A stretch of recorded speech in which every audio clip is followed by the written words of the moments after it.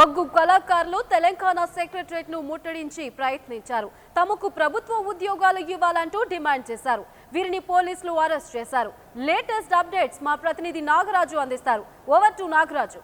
Telangana CM KCR కళాకారుల పట్ల వరాలు ప్రకటిస్తామని చెప్పిన పరిస్థితి, కానీ 24 గంటలు గడవక ముందుకే కళాకారులు పెద్ద ఎత్తున తెలంగాణ సచివాలయానికి వచ్చి ముట్టడించిన పరిస్థితి. ఒగ్గు కథ కళాకారులకు సంబంధించిన డిమాండ్ ఏంది, వాళ్ళతో మాట్లాడి మనం ప్రయత్నం చేద్దాం. చెప్పండి, మీరు ఎందుకు ఈ రోజు ధర్నా చేస్తున్నారు? నిన్న సీఎం కేసీఆర్ మాత్రం వరాలు కురిపించిన పరిస్థితి, కళాకారులందరికీ ఉద్యోగాలు ఇచ్చిన మీరు మంత్రుల కంటే ఎక్కువ మీరే బాగా పనిచేయాలి అని చెప్పి కూడా చెప్పిన పరిస్థితి. ఎందుకు మీరు ధర్నా చేస్తున్నారు? అయ్యా, ఈ 10 జిల్లాలో ఉన్నటువంటి కళాకారులందరూ ఇవాళ ఈ రోజు ఇక్కడికి రావడం కారణం ఏంటి అంటే, అయ్యా మరి మా యొక్క కేసీఆర్ గారు, మా యొక్క తండ్రి గారు అయిన అటువంటి కేసీఆర్ గారు, ఈ 10 జిల్లాల సీఎం గారు మరి ఎంతో మేము మీ మొలక పెట్టిన కాడ నుంచి తెలంగాణ ఉద్యమం స్టార్ట్ అయిన కాడ నుంచి మేము రోడ్డు మీద అంగిలిడిచి కాశలు పూసి మేము తలవార్లు చేతులు పట్టుకొని మరి రక్తం చిందించి ఎగిరినటువంటి సమస్యలు ఉన్నాయి. ఇవాళ మేము మందిని జనాన్ని అంతా కుప్ప చేసి మేము కళాకారులంగా ప్రోగ్రాం చేస్తుంటే వచ్చి అటువంటి దుమ్దం కళాకారులు 2-3 ప్రోగ్రాములు స్టేజ్ ఎక్కి పాట పాడి ఇవాళ దుమ్దం కళాకారులకే మొత్తం జాబులు అన్ని వాళ్ళకే ఇస్తున్నారు. మీరు చెప్పండి, కేవలం ఇప్పుడు మీకు 550 మంది ఉద్యోగులు ఇచ్చిన పరిస్థితి, కళాకారులందరూ కూడా అంటే ఏజ్ అవసరం లేదు, కేవలం చదువు ఏది అవసరం అర్హత లేకుండా ఉద్యోగాలు ఇచ్చారు. 550 మందికి కళాకారులకు ఉద్యోగాలు ఇచ్చినప్పుడు మీరు ఎందుకు ఇంత పెద్ద ఎత్తున ఆందోళన చేసిన పరిస్థితి? 500 మంది కాదు, కేసీఆర్ 1,00,000 మందికి తెలంగాణ వస్తే ఉద్యోగాలు వస్తాయన్నాడు. 1,00,000 మందిలో మా గొల్లా కురుమ ఒగ్గు కళాకారులకు మాకెన్ని వస్తాయి అన్ని మాకు ఏర్పాటు చేసి మాకు ఇవ్వాలి. మాకు 50 ఏళ్ళలోనికి 1,500 పింఛను కాదు 3,000 పింఛను కోరిన నేను. మా ఒర్రి ఊపిరితిత్తులు ఖరాబ్ అయిపోయినాయి, ఎన్నుల బొక్కలు అరిగినాయి. చెప్పండి సార్, మీరు చెప్పండి. నిన్న ఏదైతే 550 మందికి కళాకారులకు ఉద్యోగాలు ఇచ్చిన పరిస్థితి ప్రభుత్వం, అయితే అందులో మీరు తెలంగాణ కోసం పనిచేసిన వాళ్ళకే ఇస్తామని చెప్తున్నారు. మీరు కూడా తెలంగాణ కోసం పనిచేసిన వరకు మేము పనిచేసినామండి. తెలంగాణ కొరకు పాటలు పాడినాం, ప్రజలను చైతన్యం చేసినాం, ఉద్యమం వైపు నడిపించినాం, ఉద్యమం వైపు మారుతట్టుగా చేసినాం, సర్టిఫికెట్లు కూడా తీసుకున్నాం. మేము మాకు అన్యాయం చేస్తున్నది గవర్నమెంట్. కాకపోతే కృత్రిమ కళాకారులను సృష్టించి వాళ్ళకు ఉద్యోగాలను ప్రకటిస్తున్నది. మీ కళాకారులు ఒక్కరికి కూడా ఉద్యోగం రాలేదా? నిన్న ఇచ్చిన 550 మంది ఎవరికి రాలేదు సార్. ఎవరయ్యా రసమయ్య బాలకృష్ణ ఎవరు? ఒగ్గు కథ చెప్పింది మేము. ఆనాటి నుండి తరతరాల నుండి ఒగ్గు కథ చెప్పి గవర్నమెంట్కు సహకరించింది మేము. ఇవాళ రసమయ్య బాలకృష్ణ ఎవరు? ఆయనకి ఎట్లా ఇస్తారు? ఒగ్గు కళాకారులు ఎవరైతే పూర్తిగా అర్హత ఉన్న వారందరికీ కూడా, తెలంగాణ ఉద్యమంలో పాల్గొనే అర్హత ఉన్న వారందరికీ కూడా ఖచ్చితంగా ఉద్యోగాలు ఇవ్వాలి. కేవలం 550 మందికి ఇచ్చి ధూమ్ధామ్ కళాకారులకు మాత్రమే ఉద్యోగాలు ఇచ్చి మమ్మల్ని విస్మరించడం మాత్రం సరికాదని ఇక్కడ పెద్ద ఎత్తున ఆందోళన చేస్తారు. ఈ ఆందోళన కొనసాగుతున్న పరిస్థితి కనపడుతుంది. ఈ విషయంలో సీఎం ఏ విధంగా స్పందిస్తారు, తెలంగాణ ప్రభుత్వం ఏ విధంగా స్పందిస్తుంది అనేది కూడా ఇప్పుడు మనం చూడాల్సిన పరిస్థితి. విజువల్ జర్నలిస్ట్ ఉపేందర్తో కలిసి నాగరాజు, 99 టీవీ. ఇక శ్రమ నుంచే కళ పుడుతుంది. వెదురును తాకిన గాలి వేణుగానమవుతుంది. అలాగే స్వరతంతువులను పలకించే ఊపిరి పాటే పల్లవిస్తుంది. అలాగే మరి ఆ పాటే మనసును రంజింపచేసే కళాకారులకు కొదువలేదు. మరి అలాంటి పాటలు పాడే, కథలు చెప్పే కళాకారులే ఒగ్గు కళాకారులు. మరి అలాంటి కళాకారులు ఈరోజు మన 99 ఛానల్లో ఉన్నారు, ఒగ్గు కళాకారులు. మరి ఆ కళాకారులలో కొంతమంది అయినటువంటి కచ్చు అంజయ్య కుర్మ గారు, అలాగే ఎల్లబోయిన తిరుపతి గారు, అలాగే ఎల్లబోయిన పెద్ద తిరుపతి యాదవ్ గారు, అలాగే మరొకరు కావటి రాజయ్య యాదవ్ గారు, అలాగే మధురి జగన్ యాదవ్ గారు కూడా మనతో ఉన్నారు. మరి వారితో మాట్లాడి అసలు ఈ డిమాండ్కి ఎందుకు వచ్చారు, సెక్రటరేట్ని ముట్టడించడానికి గల కారణాలు ఏంటనేవి వారిని అడిగే తెలుసుకుందాం. నమస్తే అండి. అసలు మీరు ఒగ్గు కళాకారులని మా అందరికీ తెలుసు. మరి ముందుగా ఈ ప్రోగ్రామ్ స్టార్ట్ చేసే ముందుగా మీ నుంచి ఏదైనా ఒక చిన్న పాఠం వినాలని ఉంది. ముందుగా ఒక చిన్న పాటతో ప్రారంభించాం.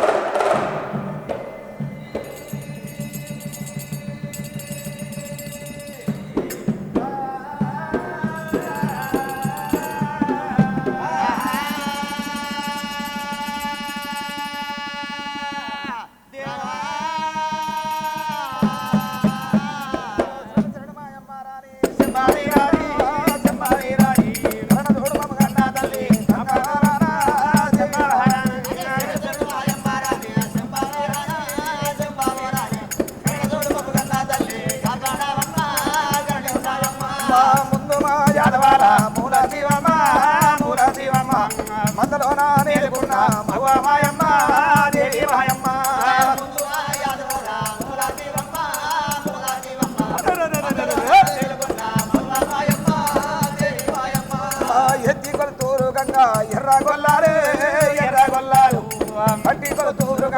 పగనాటిరు దేవి గంగమ్మ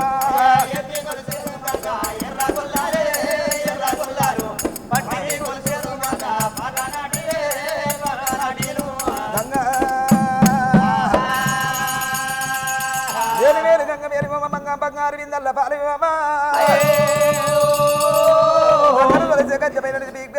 జీవి చూడలివి ఆదిగా నాదిపాది ఆనందామృతో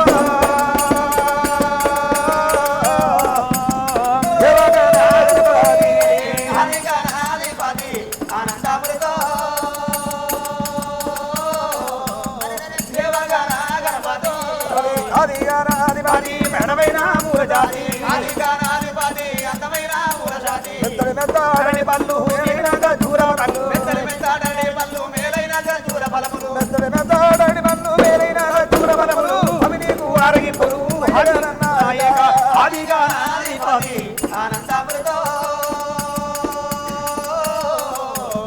దేవగణ గణపతో రామచంద్రయోని రామాభిరామ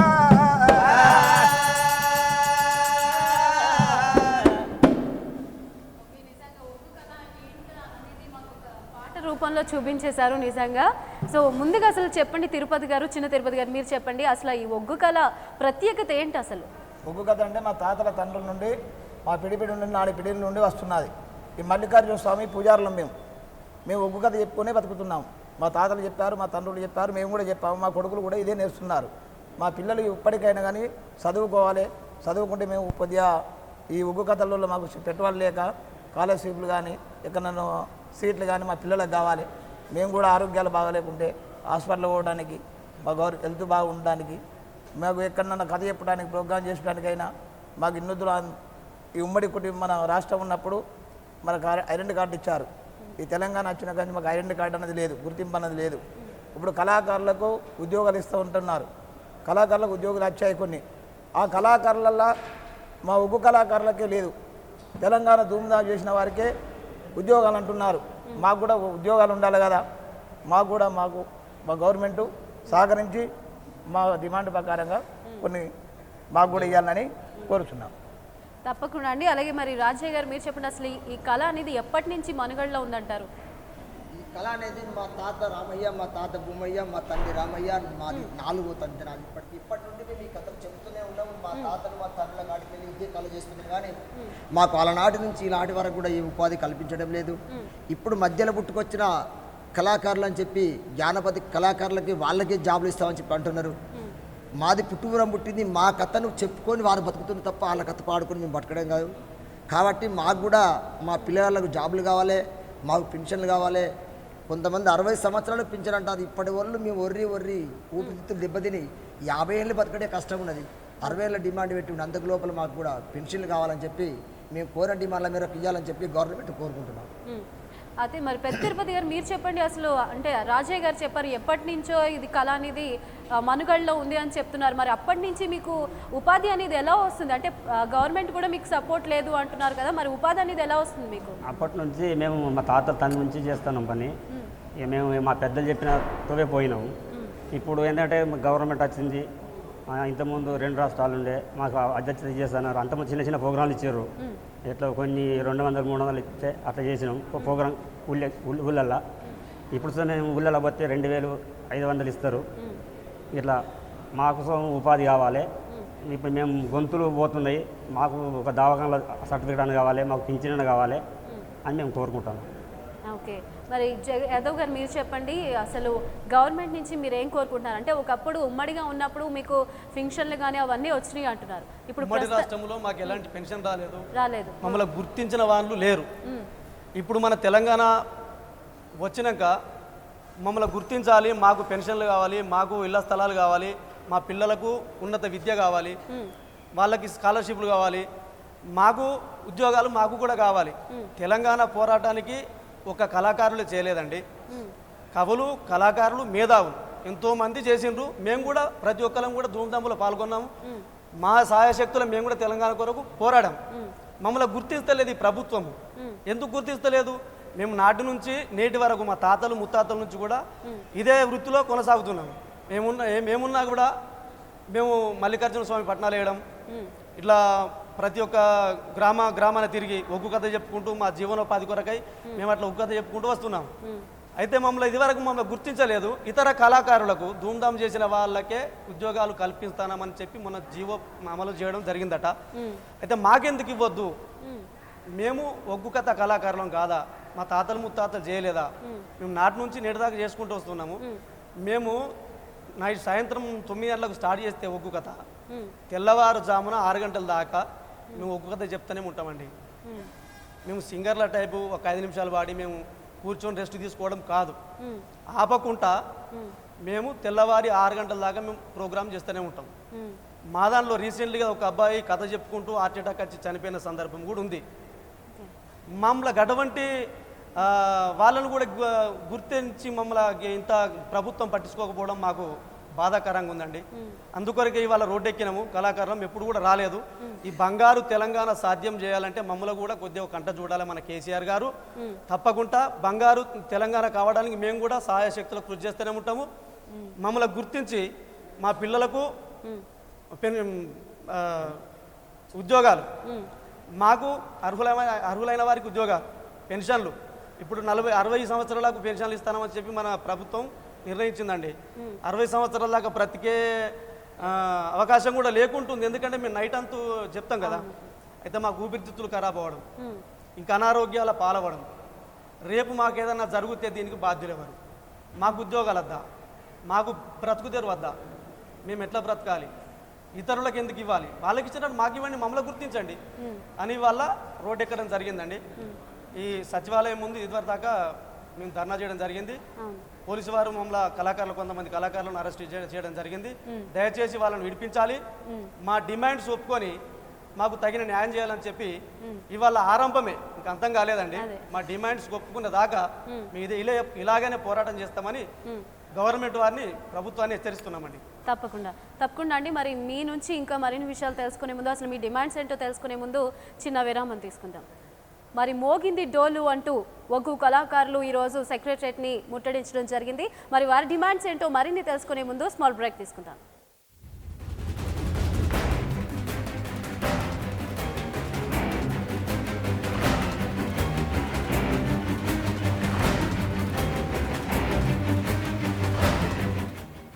మోగింది డోలు అంటూ మరి మొదటిసారిగా మా యుద్ధం ప్రారంభమైంది, అంతం కాదు అంటున్నటువంటి ఒగ్గు కళాకారులు మనతో ఉన్నారు, వారితో మాట్లాడదాం. ఓకేనండి. మరి ఇప్పటి వరకు మీరు రామాయణం గురించి, మహాభారతం గురించి చాలాసార్లు మీరు ప్రదర్శన ఇచ్చే ఉంటారు. మరి ఈ ఉద్యమానికి సంబంధించి కూడా మీ దగ్గర ఏదో ఒకటి ఉండే ఉంటుంది, ఒక పాట కానీ లేకపోతే ఏదో ఒకటి అనుకునే ఉంటారు. దాన్ని ఒక పాట రూపంలో మాకు చూపించండి.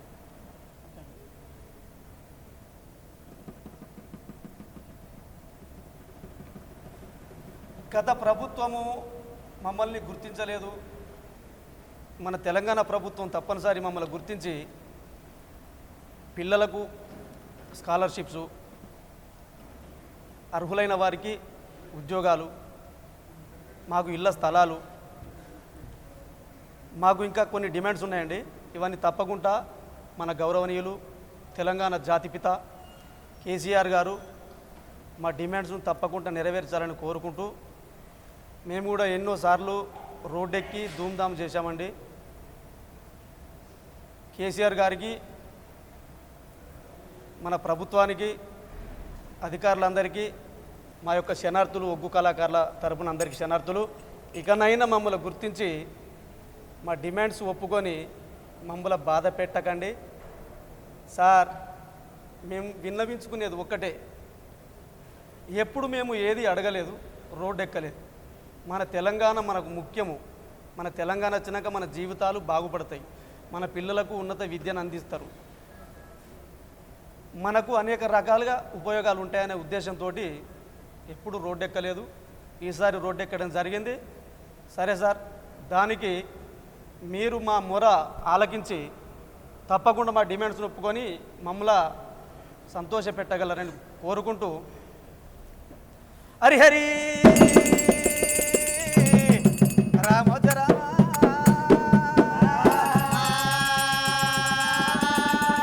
హరి రాఘవులే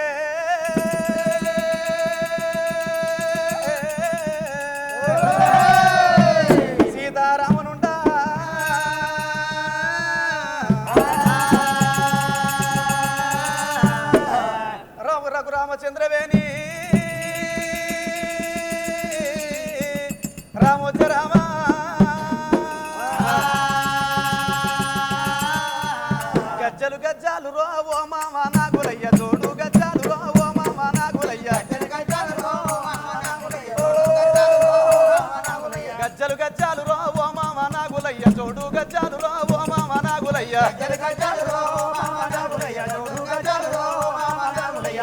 డప్పులు రో ఓ మామ నాగులయ్య జోడు డప్పులు రో ఓ మామ నాగులయ్య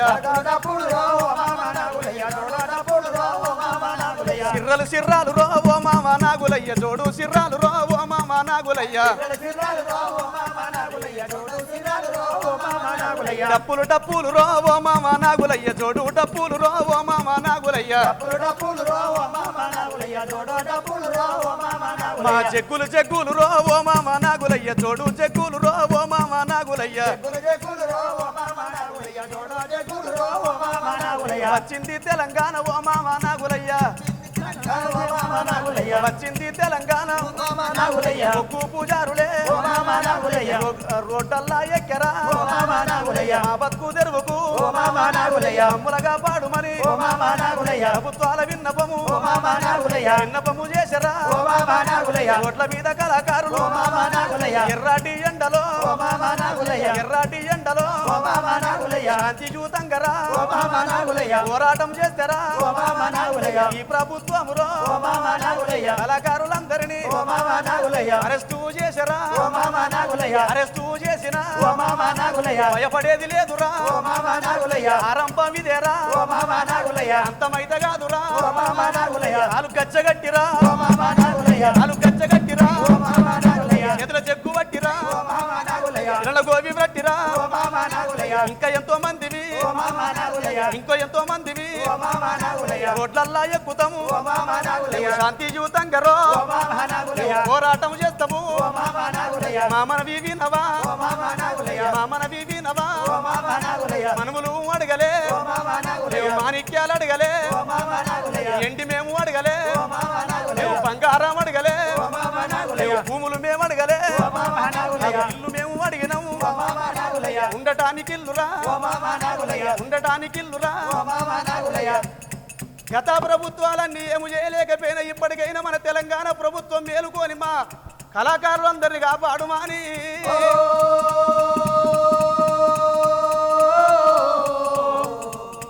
అటువంటి కనుక ప్రభుత్వాన్ని వేడుకునడానికి వచ్చిన మా కళాకారులను అరెస్టు చేసుడు ఇది పద్ధతి కాదంటూ మేము ఇంకా హెచ్చరిస్తున్నామండి. ఇది ఆరంభమే కానీ అంతము కాదని ఇక మరీ మరి చెబుతున్నామండి. ఒక్కు కథ అంటే ఒక్కు కథ ఎన్నో పుట్టలేదు. అటువంటి కనుకనేమి యుగములు 4 త్రేతాయుగం త్రేతాయుగం ద్వాపర యుగము కలియుగము యుగములు 4 ఉన్నాయ్యా. యుగములు 4 అంటే అటువంటి యుగములు అటువంటి 4 ఇట్ల కలియుగము లోపల పుట్టిండ్రు మన ఒగ్గు పూజారులు. గొల్లలెక్కడ పుట్టిండ్రు కురుమలెక్కడ పుట్టిండ్రు గొల్ల కులాలి అన్నంటే చెప్తా వినుండి ఒక మాట శివనందు పెట్టరు. శ్రీహరిక నాభి కమల మందు పుట్టినవాడు బ్రహ్మదేవుడైనా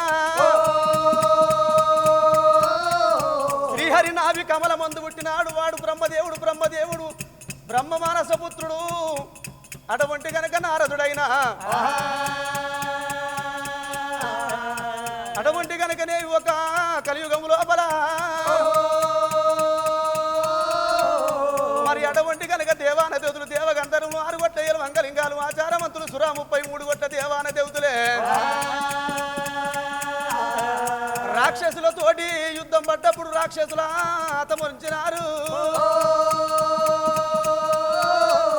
రాక్షసుల హతము చేసి మన కలియుగం లోపల మా భక్తులు అనేకులు కోరుకున్న వారికి కోరిన కోరికలు తీర్చే వాళ్ళం మేము అని అందరికి అభయం ఇచ్చి కాపాడేవాడు ఆ కుమ్రవెల్లి మల్లికార్జున స్వామి, మా ఓదెల మల్లికార్జున స్వామి. అటువంటి మల్లన్న దేవునికి భక్తులము, అటువంటి కనుక ఒగ్గు పూజారులము. ప్రతి ఒక్కలము కూడా మేము చిన్ననాడు ఒక గవ్వ కట్టించుకొని మేము విభూతి ధరించి మేము అటువంటి కనుక మల్లన్న సేవలో పట్నము వేసి అటువంటి కనుక భక్తులు ఎంతో మంది భక్తుల మన్ననలు పొంది పట్నము వేసి అటువంటి భక్తులకు దీవెనలు ఇచ్చి ఎంతో మందిని సాగనంపుతున్నామండి. వారి దీవెనలు మాకున్నాయి కానీ గవర్నమెంట్ దీవెన మాకు లేదు. తప్పకుండా మమ్మల్ని కనికరించగలరని కోరుచు అందరికీ మా శనార్థులు. ఓకే జగన్ గారు, అసలు ఒక పాట రూపంలో మీరు మొత్తం డిమాండ్స్ కానీ లేకపోతే ఇప్పుడు మీ మీద జరుగుతున్న అరెస్టులు కానీ వీటిలన్నిటికీ స్పందిస్తూ అలాగే మీరు తెలంగాణ ఉద్యమంలో ఎలా పాల్పంచుకున్నారో మీ భాగం అనేది ఎలా ఉందో గవర్నమెంట్ నుంచి ఎలాంటి సపోర్ట్ వస్తుందో అనేది ఒక పాట రూపంలో చక్కగా చూపించారు. అసలు ఇప్పుడు గవర్నమెంట్ నుంచి చూసుకుంటే మీకు ఎటువంటి సంక్షేమ పథకాలు కానీ అందట్లేదంటారా? ఏది లేదండి. మరి ఇప్పుడు అరెస్ట్ చేశారు గవర్నమెంట్, మీ వాళ్ళని కొంతమందిని అరెస్ట్ చేశారు మీ ఉద్యమం చేస్తుంటే, మరి దానికి మీరు ఎలా స్పందిస్తారు?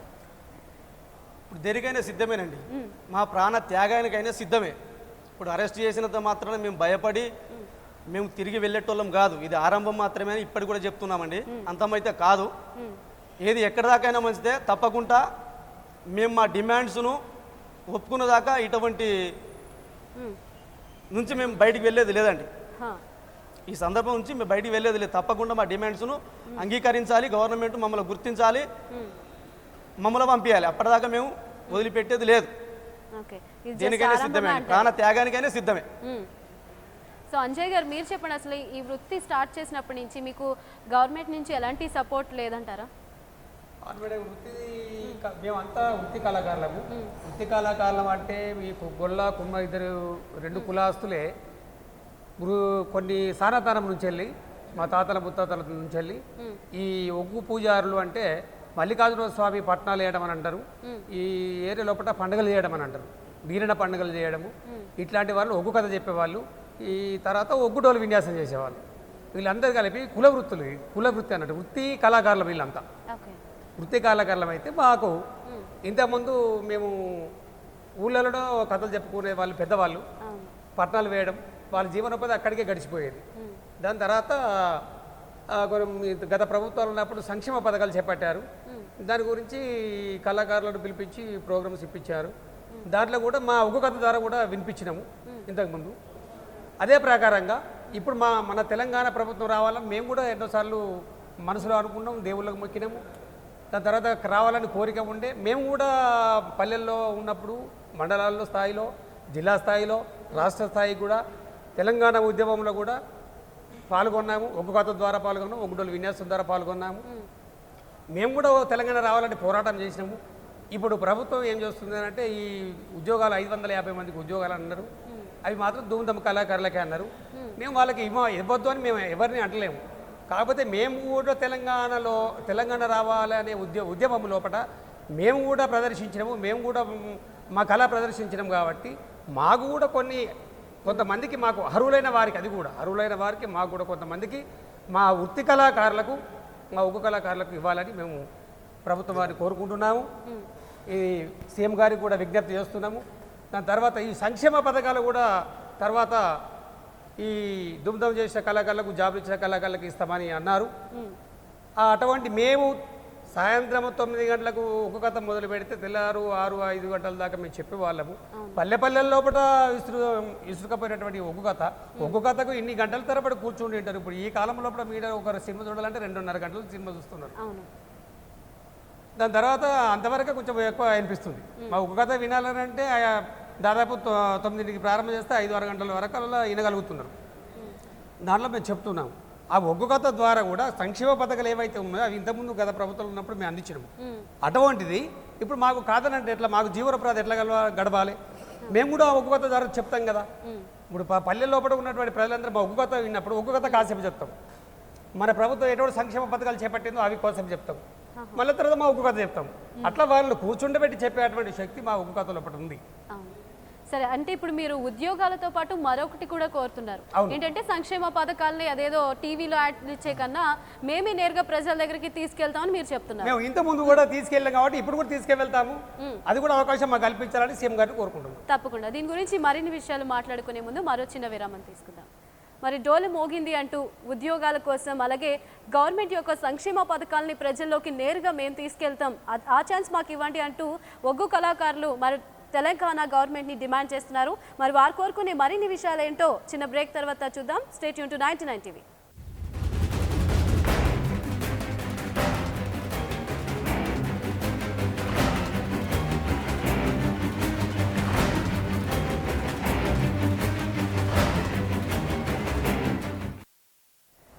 మోగింది డోలు కార్యక్రమానికి తిరిగి స్వాగతం. ఓకే, ఇప్పటివరకు మీరు పట్టణాల్లో, పల్లెల్లో అనేక కథలు చెప్పి ఉన్నారు. సో మాకోసం ఏదైనా ఒక చిన్న కథ చెప్పండి. హరి హరియా శారదా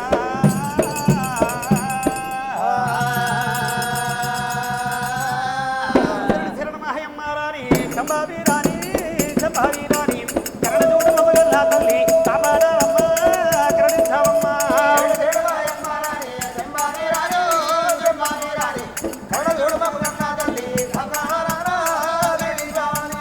పుట్టినాది గంగదేవి ఈ పుడవిలోనా పెరిగినాది గంగదేవి వేడంపూలోనా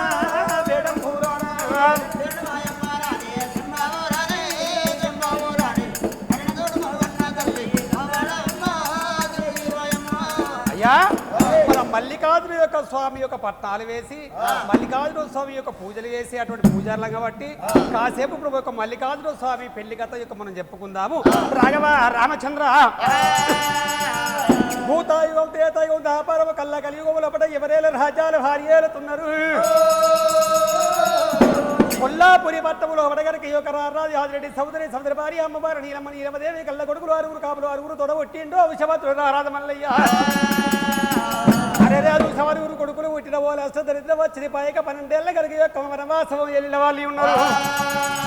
కరణము చేసయ్య కందుల కళ్ళము లోపల అగో భగవంతుడు యొక్క రారాజు మల్లయ్య ఎప్పుడు జన్మించిండో అగో నీలమాదేవి కాదిరెడ్డి సముద్రి గరక దొడ్డు గుడ్డ దోసిన అమ్మల యొక్క రాజ్యం దొరికింది, దేశం దొరికింది.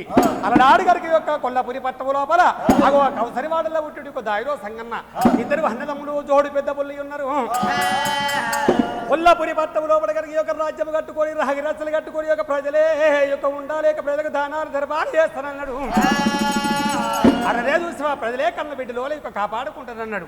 అరరే చూసావా ఊరు ఏల రాజు ఉత్తముడైతే పాలు వంగినట్టు ప్రజలు వంగుని అంటారు. తనగల్ల కొడుకులు ధర్మపురుడు అయితే తన వంగినట్టు కన్న తల్లి వంగునని అంటారు. చలో ఆ రాజవేలుతున్నాడే ఆ దేశవేలుతున్నాడు. అరే రాజవేలుతున్నాడు ఆ దేశవేలుతున్నాడు. కొల్లాపురి పట్టం లోపల కనుక నడి ఉల్లి ఉండి ఒక రాగి రచ్చలు కట్టుకుని ఒక రచ్చలు దాపిడి సిరికల పైరాలు సిర కొన్ని లక్షలు అవసర పైరాలు అవి కొన్ని లక్షలు ఉన్నాయి. అగో ఆ లక్క చిత్తహరి బొమ్మ లెక్క లేక దాపుకొని కూర్చున్న కచ్చిరి రాజు మళ్ళీ పరిపాలన చేస్తాయి ఉన్నాడు. నిలబడ్డ కచ్చిరి కనుక దాయిలో సంగన పరిపాలన చేస్తాయి ఉన్నాడు. అరే రాజు యొక్క మళ్ళీ కాదు స్వామి ఎడమది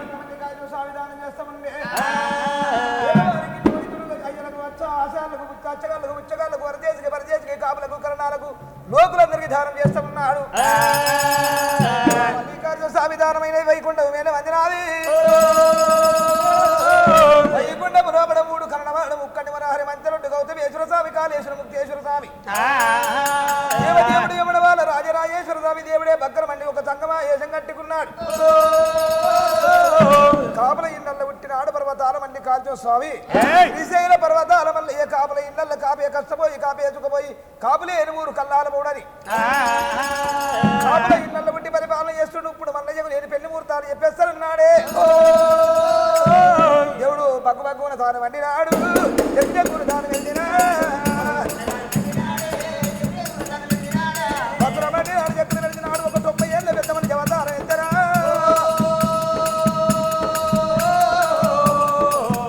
నరులకు నీ అవతారం కనిపించిన నన్ను మారు వేషం కట్టుకోని పడిక మల్లేశ్వర స్వామి దానం అన్నాడా.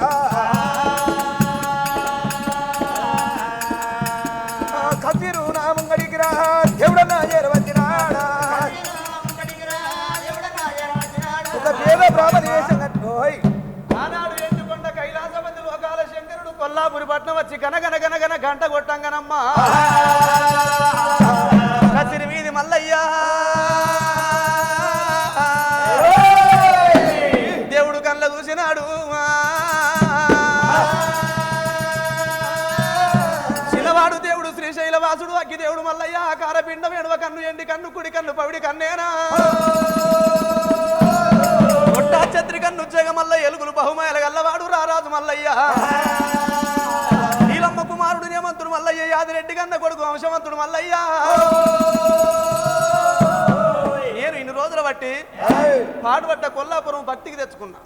తోడుబట్ట కొల్లాపురం దొరతాన వెళుతున్నా. నా తోడ పుట్టిండు వడ్లవారి సంగన్న. సంగన్న నేను సరిదంట కాళ్ళము చిలుకల కచ్చిరి మీద శివగురుడు మల్లన్న హంసల కచ్చిరి మీద వడ్లవారి సంగన్న దానము చేస్తున్నాము ధర్మం చేస్తున్నాం ఎంతో మంది వస్తున్నారు యోధాన యోధులు చక్రవర్తులు పండితులు పామరులు అచ్చగాళ్ళు గుచ్చగాళ్ళు ఎంతో మంది వచ్చిన మా చేత దానం కాదనుకుంటే చేస్తున్నాం ఎక్కంచెల్లి వచ్చిండ్రో పెద్దలు ఉన్నట్టున్నది ఎక్కంచెల్లి వచ్చిండ్రో ఏ రాజ్యమో ఏ దేశమో అనుకోని అటువంటి కనుక కంసల కచ్చిరి మీద ఉన్నవాడు అట్ల వారి సంగనుడు కళ్ళ చూసినాడు మల్లన్న తమ్ముడా సంగన్న ఎన్నడు చూడలేదు ఈ సంగమయ్య ఏం పని కొరకు వచ్చినాడో అడిగి వద్దామనుకోని దిగ మల్ల కచ్చీరు దిగి ఆ జంగమయ్య బయటికి వచ్చిండు శంకరుడు అని తెలియదు మల్లికార్జున స్వామికి ఎవరో పెద్దలు వచ్చిందనుకోని 10 ఏళ్ళ పబ్బది పట్టిండు 5 ఏళ్ళ హారతి పట్టిండు అయ్యలారా పెద్దలారా ఏ ఊరు మీద ఉన్నది రాము రామా అయ్యో ఏ ఊరు మీద ఉన్నది రాము రామా అయ్యా ఏ పల్లె మీద ఉన్నది రాము రామా ఎందుకోరా కచ్చిండ్రు అయ్య పెద్దలారా మీరు మా చేతి దానానికి ఆశపడి వచ్చిండ్రా మీకు ఎండి కావాలన్నా బంగారము కావన్నా మనువులు కావన్నా మాణిక్యములు కావాలన్నా ఏములే కావచ్చిండ్రు అయ్య పెద్దలారా అని ఆ తీరు మాట వాళ్ళకి ఇప్పుడు కొడుకే బామనా 90 ఏళ్ళ పెద్ద మనిషి ఏం కావాలంటున్నావు కొడుకా నేను ఏ ఊరని చెప్పాలి ఏ పల్లెని చెప్పాలి ఏ రాజ్యం అని చెప్పాలి ఏ తాలూకని ఏ మండలం అని చెప్పాలి దేశాలు తిరిగేటి దేవదంగమయ్యను రంగడే రింగడు రింగడే రంగడు గొల్లా కోరు శంకరుడు ఒకడే భగవంతుడు 3 కలవాడు కొడుకా నేను ఏ ఊరని చెప్పాలి ఇలానే నీలాంటి వాడు అడిగాడట కొడుక సన్నాసి నీ ఊరు స్థలం ఎక్కడని అంటే 4 దిక్కుల రాజ్యము నాది అనిచే ఒక భోగంబుసుని నిన్ను పొందు వాడవడంటే పైసకోట మీటిన వాడబడతా అయ్యగారులకే మెరక అడవి అంతములు తెలిగి తిరిగటి రామశ్రేఖ కరిక బొక్క మేకము కూత బ్రాహ్మణులకే మెరక అడవి అంత తిరిగ నల్ల మేక కరిక నన్ను ఏ ఊరు ఏ పల్లెని అడిగావు నాకు ఉందామంటే ఊరు లేదు పాడదామంటే పల్లె లేదు ప్రపంచాన ఆడవాళ్ళందరూ నా బిడ్డలు కుమారా మగవాళ్ళు అందరూ నా కొడుకులు కుమారా అని అన్నయ్య ఇప్పుడు ఆ కచ్చిరి మీద కూర్చున్న వారు ఎవరు బిడ్డ అయ్యావో దేవలింగమయ్య కచ్చిరి మీద కూర్చున్నవాడు మా అన్న రారాదు మల్లయ్య నా పేరు దాయిరో సంగన్ అంటారు మా అన్న మేమిద్దరం కనుక ఈ యొక్క రాజ్యం కట్టుకున్నాము దేశం కట్టుకున్నాము ఎడమ దిక్కు ఎండి రాసి కుడి దిక్కు 10 రాసులు పోసుకున్నాము మా అన్న రారాదు మల్లయ్య దాని కంకణాలు కట్టిండు అయ్యలకు వాచలకు పట్టు బ్రాహ్మణులకు అవో పేదవారికి అన్నం లేని వారికి అన్నదానం బట్టలేని వారికి బట్ట దానం చేస్తున్నాడు అయ్యావో దేవదంగమయ్యా చూసవాయిత కళ్ళ గాని రాక శములు వీడి రాక 65 ఏళ్ళకి పెద్ద మనిషివి తూర్పు గాలి పెడితే పడవడ జోగుతున్నావు ఉత్తరం గాలి పెడితే దక్షిణం జోగుతున్నావు కన్ను కాడ రాకుండా యొక్క వెళ్ళిపోతున్నావు దారం మధ్య సగతికి ఏర్పాటు లేదు సభ కచ్చిరిపేటకి వెళ్ళి వచ్చినట్టయితే మా అన్న రారాదు మల్లికార్జున స్వామి అడిగినంత దానం యొక్క దానాలు చేస్తాడు ధర్మాలు చేస్తాడు నీకు మీ అన్నయ్య కచ్చిరి మీద కూర్చున్నాడు దానం పెట్టుకొస్తారంటున్నావు మీ అన్నయ్య ఎప్పుడు మీరిద్దరు చూడబోతే 7 ఏళ్ళ పిల్లగన్ను ఉన్నారు మీ అన్నను చూడబోతే పెద్ద కనిపిస్తున్నావు నువ్వు చిన్న కనిపిస్తున్నావు మీ అన్నయ్య కులాన కాపు కొడుకు నువ్వు ఎప్పుడైనా కానీ కర్దవాని కౌసర పిల్లగానివి మీకు అన్నదం భావుకం వచ్చాది ఒక దేవుని వరాన పుట్టారు ఒక రోజున పుట్టారు ఒక బల్లె చదువుకున్నారు అల్పడ దాపడ పెట్టుకుని మంత్రులు అన్న లెక్క పరిపాలన చేస్తున్నావు మీకు ఇప్పుడు పెళ్లి అయింది కుమారా స్వామి మాకు పెళ్లి అన్న సంగతి మాకు ఏర్పాటు లేదు ఈ కాలిగం లోపడైనా కానీ ప్రపంచాన పెండి గాని వాని చేత పెద్దలు దానం పట్టరు పెళ్లి అయిన వాళ్ళు దానం పట్టినా కొర్రలు పెట్టినా సామలు పెట్టినా గాని మాకు భక్తి మీకు ముక్తి కొడగా పెళ్లి గాని వాని చేత దానం పెట్టిన పెద్దలకు ముట్టది కొడగా పెళ్లి గాని వాని చేత నేను దానం పట్టబోను రెండలము చావురా రావలసి లేదురా ముండలము చావురా ముట్టేదేమో కొడుక నేను రెండల ముచ్చం రావలసి లేదు ముండల ముచ్చం ముట్టేదే సూరికింది ముట్ట పట్ట దోసము కొడుక ఎవరైనా పెండి అయిన వాళ్ళని కొడుక పెద్దలు నాకు ఉచ్చాలు పెట్టిన దానం పెట్టిన ఒక పూట గడుపుకొని పోయే వాళ్ళను కొడుక ఇప్పుడుగా మీరిద్దరు కన్య వాళ్ళు అనగా పెళ్లి కాని వాళ్ళు ఉన్నారు మీ చేత నేను దానం పట్ట కుమారా. స్వామి పెళ్లి కాని వాళ్ళ చేత యొక్క దారం పట్టాదరం వాటి యొక్క పల్లెకి వేసి పట్టణానికి బరికతి కమ్మన్నావు. రాజ్యం యొక్క పరిపాలన చేసేవాడు కనుక యొక్క పెళ్లి చేసుకున్నవాడు రాజ్య దేశ పరిపాలన చేస్తే కనుక పల్లెకు మొత్తం ముక్తి ఫలం దొరుకుతుంది. అయ్యా ఒక ముచ్చట చెప్పుతున్నా సరే పరవరేది యొక్క మాకిద్దరికి పెళ్లి కాలేదు. మా అన్నని యొక్క రారాజు మల్లికార్జున యొక్క తీసుకువచ్చినట్టయితే మా అన్నకి కనుక మాత్రం పెళ్లి దొరికి అటువంటి యొక్క పిల్ల దొరికి అటువంటి యొక్క నేరం చెప్తానన్నావు. లంక వల్ల ముచ్చట చెప్తానన్నావు స్వామి. ఇప్పుడే అని వెళ్ళిపోతే యొక్క మా అన్న రారాజు మళ్ళీ తోరణపుతానన్నాడు. సభకు చీరిపేటకి వెళ్ళి వచ్చిండు. అన్నావు రారాజు మల్లయ్య చూస్తావా వచ్చినటువంటి యొక్క బ్రాహ్మణి యొక్క వెడ్డివాడు కాదు వేదాంతము తెలిసినటువంటి యొక్క బ్రాహ్మణి వెళ్ళి వచ్చిండు. మన మత్తు పెళ్లి కాని ఒక చిన్న వాళ్ళ మాట మన చేతి యొక్క దారం పట్టనన్నాడు దరం పట్టనన్నాడు. చూసావా గొల్ల కులము లోపల పుట్టి అగో పెళ్లి గారి చిన్నవాడు కనుక గొర్ర మంద లోపట అగో ఆ మంద లోపల కనుక గొర్రె కనుక పెరగబెట్టినట్టయితే ఆ మందకు వేసి కమ్మని పలికిండు. కాపు కులము లోపల పుట్టి అగో పెళ్లి గారి యొక్క చిన్నవాడు ఆ చేరు లోపల కనుక ఒక విత్తనాలు వేసినట్టయితే చేను గణపతి కడగ దొలిగిపోయి 12 ఏళ్ళ కనుక ఆ చేరు పంటకు మరదని చెప్పిండు. సోదరి కులము లోపల పుట్టి మనం కనుక రాజ్యం దేశం యొక్క పరిపాలన చేసినట్టయితే రాజ్యానికి మాత్రం బరకతి కమ్మని చెప్పిండు అన్నయ్య. అగో ఆ బ్రాహ్మణయ్య వద్దకు నువ్వు వెళ్ళిపోతే లగ్గమన్న సంగతి చెప్తానన్నాడు. పిల్ల దొరికే అటువంటి ముచ్చట చెప్తానన్నాడు. అన్న తమ్ముడా తమ్ముడా సంగన్న వాళ్ళ పెళ్లి కాని వాళ్ళు నేనున్న నువ్వు ఉన్న నా చేతి దానం పట్టనన్నాడు ఆ సంగమయ్యో సంగన్న.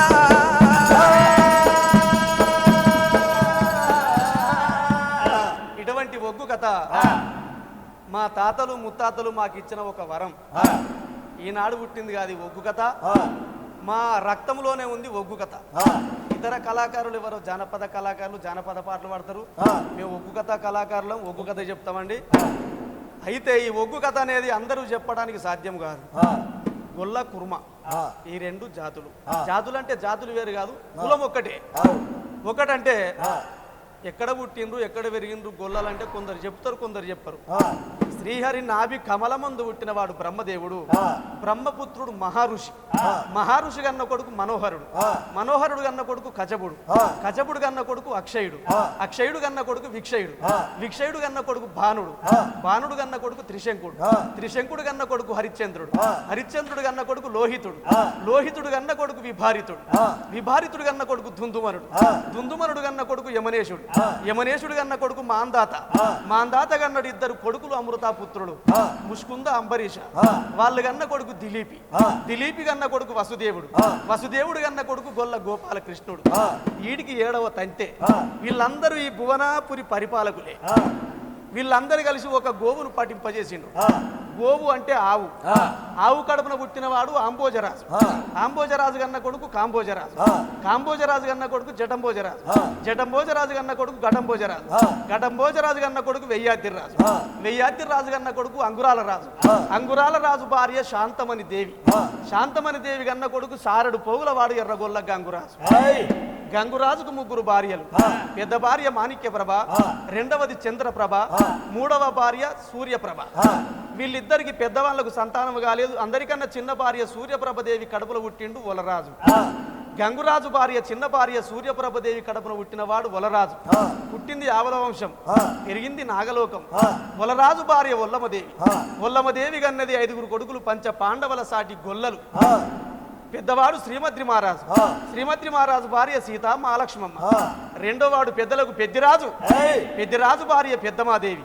మూడోవాడు ఎలనూత రాజు, ఎలనూత రాజు భార్య నలలక్ష్మమ్మ. 4వవాడు నలనూత రాజు, నలనూత రాజు భార్య నలలక్ష్మమ్మ. అందరికన్నా చిన్నోడు శిల్కల పోల్రాజు, పోల్రాజు భార్య శ్రీదేవి. 6000 అల్లములొల్లు, 3000 తిరుమందులొల్లు. వీళ్ళందరూ దొనకొండ పట్నం లోపల ఉండేది. 1 కాదు 2 కాదు 12 కులాలు ఉంటాయి గొల్ల కులాలు. ఎర్రగొల్ల, కర్ణగొల్ల, ముష్టిగొల్ల, ముదాటిగొల్ల, వేగొల్ల, వేకారిగొల్ల, గంపగొల్ల, పూజగొల్ల, పెద్దపీటి గొల్ల, గుజరాత్ గొల్ల, కుర్మగొల్ల. ఈ 12 కులాలల్లా మా ఒక అటువంటి మల్లికార్జున స్వామి పట్నం వేసడానికి చిన్నతనాన్ని గవ్వగట్టుకొని మా వంశపారంపర్యంగా వచ్చే వృత్తిని కాపాడుకుంటూ ఆ స్వామి భజనలు చేస్తూ ఆ స్వామికి పట్నాలు వేస్తూ ప్రజల మన్నలు పొందుతూ మేము ఇట్లా మా జీవనోపాధి గడిపేస్తున్నామండి. మా తాతలు తండ్రులు సంపాదించిన భూములు లేవు, ఆస్తులు లేవు, బంగళాలు లేవు, భవంతులు లేవు, మేడలు లేవు, మిద్దెలు లేవు. మేము చదువుకున్నాం. మా తల్లిదండ్రులు ఇదే ఈ రామనామ స్మరణ ఈ ఒగ్గు కథ చెప్పుకుంటూ అయ్యో మా లెక్కనే మా పిల్లగాళ్ళు కూడా గిట్లనే ఆడుకొని తింటారా, ఇట్లా ఊళ్ళో పూట తిరుగుతారా, మా పిల్లలు చదువుకోవాలనే ఉద్దేశంతో వాళ్ళు కాయ కష్టం చేసుకుంటూ ఇట్లా జీవనోపాధి ఇట్లా జరుపుకుంటూ మమ్మల్ని ఇంతో అంతో చదివిపించారండి. నేను 10వ తరగతి చదువుకున్నా. 10వ తరగతి చదువుకున్న తర్వాత మనకేం ఉద్యోగాలు వస్తాయిరా నాయన, మన వృత్తి మనకు ముందుండాలి, అన్ని విద్యల కన్నా కుల విద్య మిన్న, కుల విద్య మానద్దుర గువ్వల చెన్న అని అంటారు. కొడుక మన వృత్తి మనక జాబులు రావు, ఉద్యోగాలు రావు, చదివిన కాడికి సాగు బిడ్డ అని మా బాప ఏం చేసిండు, తనకు వచ్చిన ఈ వృత్తి విద్యను నాకు బోధన చేసిండు. వారిని చూసుకుంటూ ఇదే సాయంత్రం వాళ్ళు కథకు బయలుదేరి పోంగా నేను వాళ్ళతో పోయేదండి. పోయి నేను వాళ్ళు ఇట్లా కథ చెప్తుంటే నేను విని నేను కూడా అనుకునే నాకు ఉద్యోగం రాదు, ఈ మా గుల్ల కుర్మల పట్టించుకునే నాదులు లేడు, మాకు ఉద్యోగాలు రావు, ఇక దీనికన్నా మించింది ఇంకోటి లేదు, మా జీవనోపాధి ఎట్లా గడవాలి, నాకు పెళ్ళి అవుతుంది, తర్వాత పిల్లలు ఉంటారు, నా వ్యవస్థ ఎట్లా నడవాలి అనే ఉద్దేశంతో నేను కూడా ఒగ్గు కథ నేర్చుకోవడం జరిగింది. ఇప్పటికి నేను చెప్పబట్టి ఒక 17 సంవత్సరాలు అయితే ఉందండి.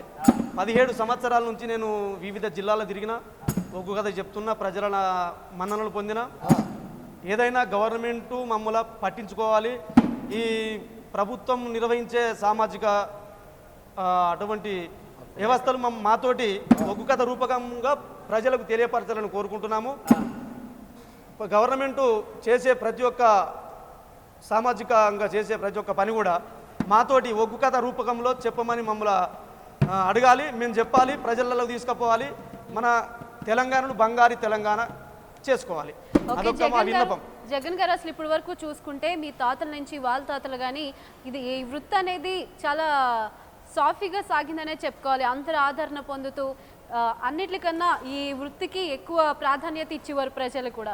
కానీ ప్రస్తుతం ఉన్న సిచ్యువేషన్లో చూసుకుంటే ప్రజల్లో ఈ ఒగ్గు కథ అనే దానికి అంత ప్రాధాన్యత లేదు, మరుగున పడిపోతుంది. దానికి రీజన్ ఏంటంటారు? అలాగే గవర్నమెంట్ నుంచి చూసుకుంటే గీత కార్మికులకు కానీ అలాగే జానపద కళాకారులకు కానీ చాలామంది కళాకారులు ఉన్నారు, వారందరికీ ప్రోత్సాహం అందుతుంది. కానీ మీకు ఒగ్గు కళాకారుల వరకు వచ్చేసరికి మీకు న్యాయం జరగట్లేదు. మెయిన్గా ఎందుకంటారు? అసలు ప్రజల నుంచి మాకు ఆదరణ ఇన్ని రోజుల పట్టింది, ప్రభుత్వం నుంచి మాకు ఆదరణ కరువైపోయిందండి. మేము తెలంగాణ పోరాటానికి మేము కూడా చేసినాము, రోడ్లు ఎక్కినాము, ర్యాలీలు చేసినాము, ధర్నాలు చేసినాము, దెబ్బలు పడ్డాము, మా బంగారు తెలంగాణ మాకు కావాలని చెప్పి మేము కూడా ఎన్నో ప్రయత్నాలు చేసినాము, మేము కూడా బాధపడ్డాము, అన్ని రకాలుగా మేము రోడ్లకి తిరిగినాము. సరే ఇప్పుడు జానపద కళాకారులు ఉన్నారు, వాళ్ళని గుర్తించారు, వారికే ఉద్యోగాలు అంటున్నారు, వాళ్ళకే పెన్షన్లు అని చెప్పి అంటున్నారు. మేమేం పాపం చేసినాము ప్రభుత్వం వారికి? మేము చేయలేదా? మాది వృత్తి విద్య కాదా? మా పిల్లలకు స్కాలర్షిప్లు వద్దా? మాకు మేము చెప్పినా ఇప్పుడు మేము 17 సంవత్సరాల నుంచి నేను చెప్తున్నానండి కథ, ఇంకొక 10 సంవత్సరాలు చెప్పగలుగుతావచ్చు, అంతకన్నా మించేది చెప్పలేను కదా.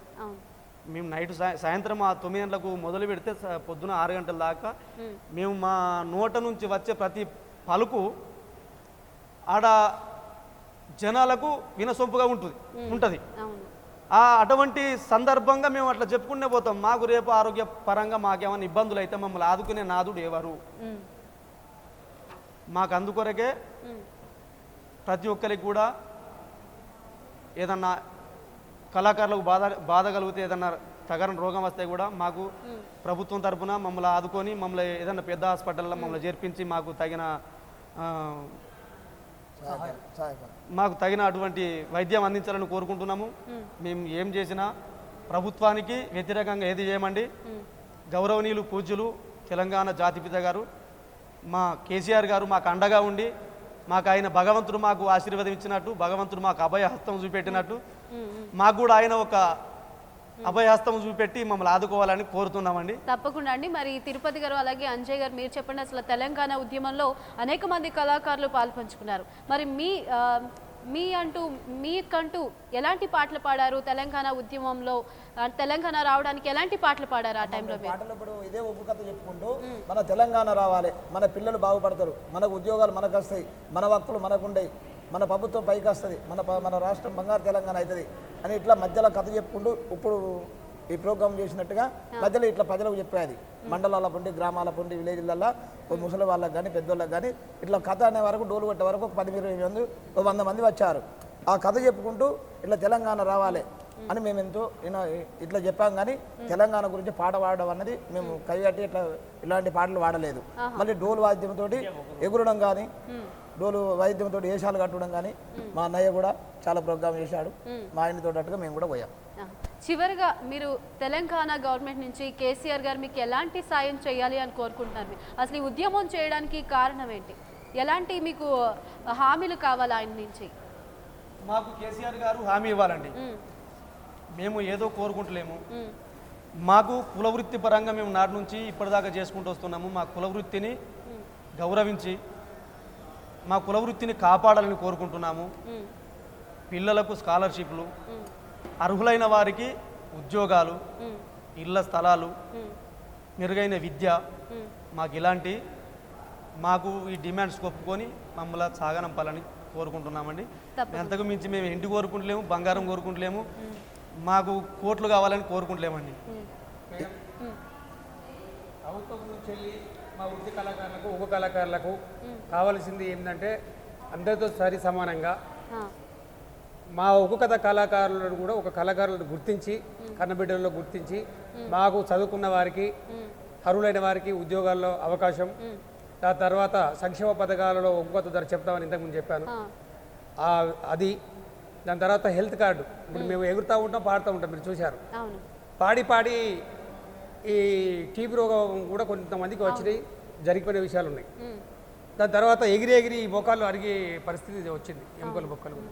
అట్లాంటిది దాని గురించి హెల్త్ కార్డు ఇప్పుడు అందరికీ కళాకారులకు ఇచ్చినట్టు మాకు కూడా హెల్త్ కార్డు ఇట్లాంటి సహాయం చేయాలని మేము ప్రభుత్వాన్ని కోరుకుంటున్నాం. మళ్ళా పోతే ఈ పేద కళాకారులు కూడా చాలామంది ఉన్నారు. వృత్తి కళాకారులు అంటే ఇప్పుడు మల్లికార్జున స్వామి పట్నాలు వేస్తాం, పండుగలు వేస్తాం. అది సట్టి నుంచి వెళ్ళి శివరాత్రి వరకు అంటే ఒక 2 నెలలు, ఒక 3 నెలలు ఉంటుంది. ఆ తర్వాత మేము ఏం చేయాలంటే మిగతా వాళ్ళకు ఒక కథ నేర్చుకున్న వాళ్ళకు ఏదైనా అవసరం ఉంటే కథ వెళ్ళిపోతాం, ఏ తృణం ప్రాణం తీసుకుంటున్నాం, సరిపోతుంది.